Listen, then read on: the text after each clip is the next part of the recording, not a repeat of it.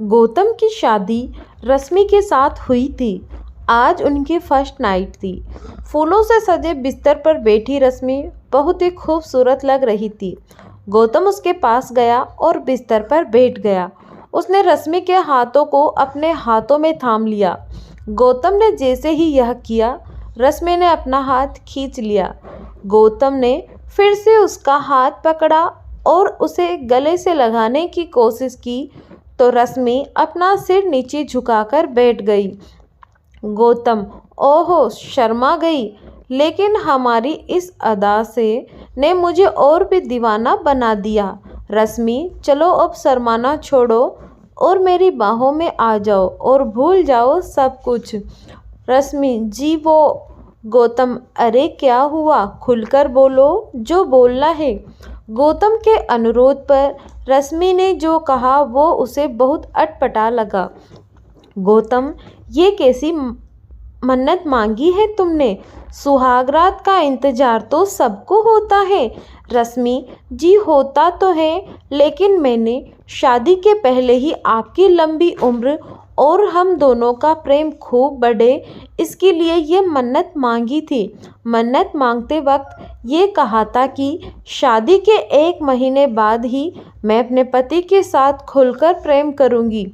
1 महीने तक हम रहेंगे तो इसी कमरे में, लेकिन एक दूसरे को स्पर्श नहीं करेंगे। गौतम चलो अब तुमने मन्नत मांगी है और वो भी मेरी लंबी उम्र और आपस के प्रेम के लिए, तो मैं तुम्हारी बात का मान रखूंगा।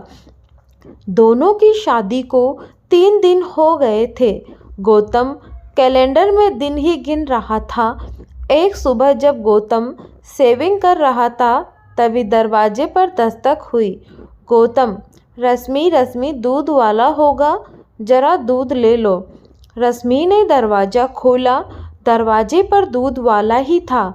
रश्मि ने दूध का बर्तन दूध वाले के आगे इस तरह रखा कि उसका हाथ दूध वाले के हाथ से सट गया।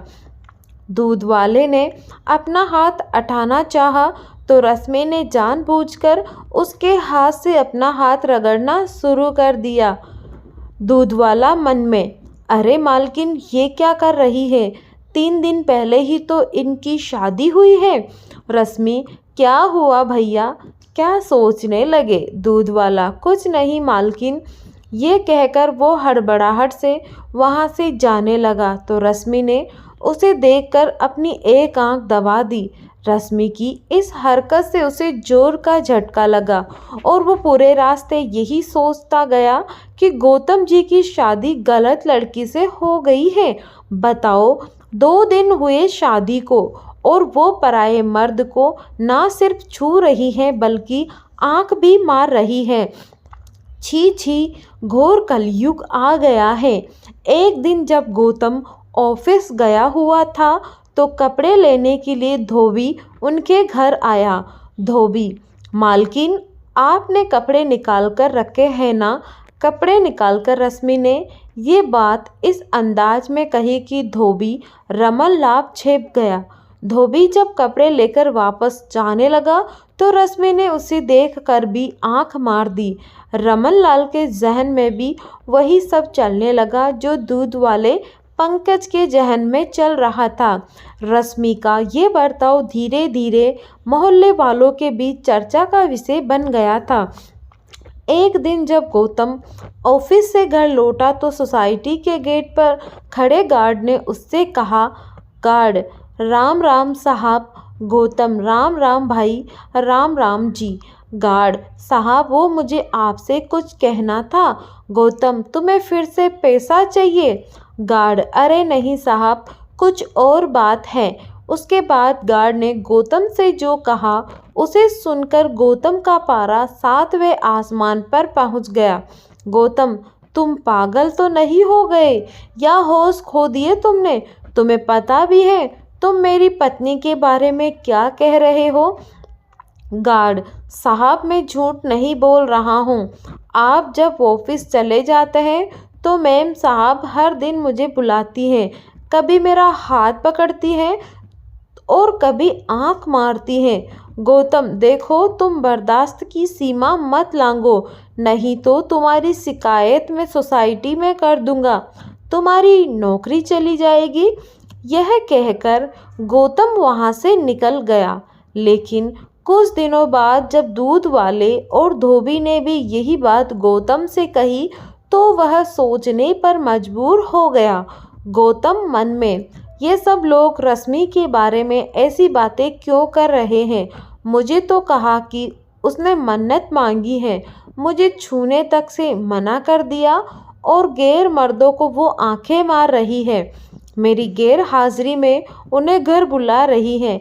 नहीं नहीं, ऐसा नहीं हो सकता, लोग झूठ बोल रहे हैं। लेकिन सभी लोग झूठ क्यों बोलेंगे? क्या करूं मैं? रश्मि से बात करूं क्या? नहीं नहीं, उसे बुरा लग गया तो। गौतम रश्मि से प्यार करता था, इसीलिए उसने लोगों की बातों पर कोई ध्यान नहीं दिया। लेकिन एक बात जो उसने महसूस की वो ये थी कि रश्मि किसी से घंटों फ़ोन पर बातें करती है। एक बार जब उसने उससे पूछा कि वो किससे बातें कर रही है तो उसने कहा, यहाँ पर फ़ोन पर बात करने में भी कोई पाबंदी है क्या?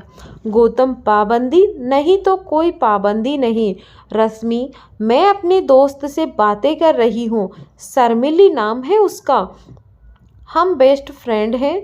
लेकिन मेरी शादी हो गई यहाँ दिल्ली में और वो शादी करके दुबई चली गई। अब हमारा मिलना जुलना ज़्यादा संभव तो है नहीं, इसीलिए हम फ़ोन पर ही बातें करते हैं। आपको यकीन नहीं हो रहा है तो ये लीजिए फ़ोन और मेरी दोस्त से बात करिए। ये कहकर रश्मि ने मोबाइल गौतम की ओर बढ़ा दिया। गौतम ने अपना सिर झुकाकर रश्मि की बात मान ली। वो मन ही मन बहुत दुखी भी हुआ कि उसने अपनी पत्नी पर शक किया। गौतम, क्या हो गया है मुझे? मैं अपनी पत्नी पर शक कर रहा हूँ, उस पत्नी पर जिस बेचारी ने मेरी लंबी उम्र के लिए मन्नत मांगी है।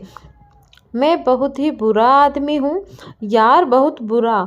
वो बेचारी अपना सब कुछ छोड़कर मेरे पास आई है और मैं उसके साथ ऐसा बर्ताव कर रहा हूँ, शक कर रहा हूँ उस पर। उसने अपनी पत्नी से माफ़ी मांगी। एक रात की बात है, गौतम गहरी नींद में था।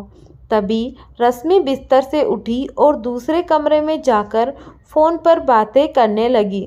रश्मि, निरंजन, मैं अपनी हरकतों से पूरी कोशिश कर रही हूँ कि मेरा पति गौतम मुझे छोड़ दे, लेकिन वो तो जोक की तरह चिपक गया है मुझसे।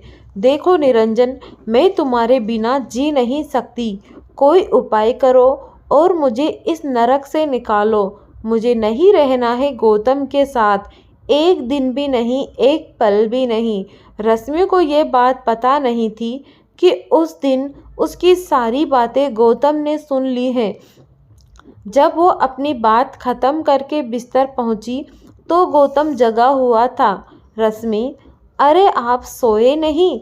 गौतम, सो ही रहा था मैं आज तक, तभी तो मुझे कुछ पता नहीं चल रहा था। रश्मि, ये आप क्या कह रहे हैं? क्या पता नहीं चल रहा था? गौतम, यही कि मैं तुमसे जोक की तरह चिपक गया हूँ, तुम यहाँ नरक में रह रही हो। रश्मि, ये सब आप क्या कह रहे हैं? मेरे को समझ में नहीं आ रहा। गौतम, रश्मि, अब तो सच बोल दो, ये निरंजन कौन है जिससे तुम आधी रात को बातें कर रही थी? सच सच बोल दो रश्मि, मैं तुम्हें कुछ नहीं कहूँगा। गौतम की बात सुनकर रश्मि रोने लगी और रोते रोते उसने गौतम से कहा, रश्मि, निरंजन और मैं साथ ही पढ़ते थे, हम दोनों एक दूसरे से बहुत प्यार करते थे और शादी भी करना चाहते थे। लेकिन गौतम, लेकिन क्या? रश्मि, मैंने ये बात अपने पेरेंट्स को बताई तो वो उखड़ गए और बिरादरी के बाहर शादी करने से साफ साफ मना कर दिया। रश्मि और निरंजन के प्रेम के बारे में जानकर रश्मि को उसके माँ बाप ने घर में ही नज़रबंद कर दिया और अपनी बिरादरी में लड़का देखने लगी। फिर ज़बरदस्ती उसकी शादी गौतम से करा दी गई। रश्मि, शादी के बाद सुहाग रात को मैंने तुमसे झूठ बोला था कि मैंने कोई मन्नत मांगी है। मैं चाहती थी कि तुम मुझसे दूर रहो। यही नहीं, मैं ये भी चाहती थी कि तुम मुझे घर से निकाल दो। इसीलिए मैं दूध वाले धोबी वॉचमैन के साथ वैसी हरकतें करने लगी। गौतम, रश्मि, तुम्हें मुझे पहले ही ये सच्चाई बता देनी चाहिए थी। रश्मि, मैं चाहती थी बताना, लेकिन तुम मुझे इतना प्यार करते हो कि मेरी हिम्मत नहीं हुई तुमसे कुछ कहने की। गौतम, रश्मि, फिक्र मत करो, मैं निरंजन से तुम्हारी शादी करवाऊंगा। रश्मि तो यही चाहती थी, लेकिन अगले ही दिन रश्मि के साथ ऐसा हादसा हुआ जिससे सब कुछ बदल गया। उस दिन रश्मि निरंजन को फ़ोन करके यह खुशखबरी दे रही थी, तभी उसके घर का झूमर खुल के उसके ऊपर गिर गया। रश्मि लहलुहान हो गई। जब गौतम ने रश्मि की यह हालत देखी तो तुरंत अस्पताल ले पहुंचा। डॉक्टर, आपकी पत्नी का खून बहुत बह गया है, इन्हें आईसीयू में एडमिट करना होगा। खून बहुत बह गया था, इसीलिए डॉक्टरों को उसे ब्लड चढ़ाना पड़ा। ब्लड गौतम ने ही दिया था। पूरे 1 महीने तक रश्मि अस्पताल में रही। इस बीच गौतम ने एक बच्चे की तरह उसका ध्यान रखा, उसे टाइम पर दवा खिलाना पिलाना, जब तक वह सो नहीं जाती उसके सिरहाने बैठे रहना। 1 महीने बाद जब वह पूरी तरह ठीक होकर घर आ गई तो गौतम बोला, गौतम, रश्मि, तुम अब पूरी तरह से ठीक हो गई हो, लेकिन तुम थोड़े दिन और आराम कर लो। उसके बाद तुम्हें जब भी निरंजन के पास जाना होगा प्लीज़ मुझे बोल देना, मैं तुम्हें छोड़ दूंगा। गौतम की बातों को सुनकर रश्मि की आंखें भर आई। रश्मि, गौतम, तुम मुझे छोड़ दोगे किसी गैर मर्द के पास? गौतम, गैर? निरंजन से तो तुम प्यार करती हो। रश्मि, प्यार करती थी, वह मेरा पास्ट है और तुम मेरा फ्यूचर। 7 फेरे लिए हैं मैंने तुम्हारे साथ। मैं मानती हूँ कि मुझसे गलती हुई है, लेकिन मैं दावे के साथ कह सकती हूँ कि तुमसे ज़्यादा प्यार मुझे कोई नहीं कर सकता। Gautam, I love you Gautam, I really love you. मेरी गलती के लिए मुझे माफ़ कर दो और मेरे गले लग जाओ। गौतम रश्मि से बहुत प्यार करता था। जो प्यार करते हैं वो दूसरे की गलती को दिल से नहीं लगाते, बल्कि माफ़ कर देते हैं। गौतम ने रश्मि को माफ़ कर दिया और दोनों ने नए सिरे से अपना जीवन जीना शुरू कर दिया। तो दोस्तों, ये थी आज की कहानी। आपको कैसी लगी आप हमें कमेंट में ज़रूर बताएं।